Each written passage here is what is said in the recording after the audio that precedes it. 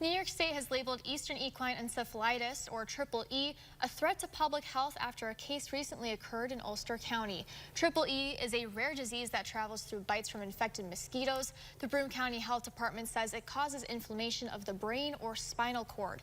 The health department says people are most at risk of contracting Triple E when outside at dusk and dawn. They urge residents to take measures to avoid mosquito bites during these hours. So it's important to remove any standing water like around your home. Like if you have any bird baths or anything, make sure you're changing the water out frequently, like every 2 weeks or so.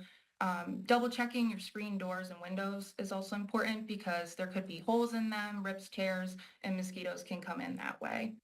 The health department says no cases of Triple E have been found in the southern tier. For more information on this illness, you can visit our website, wbng.com.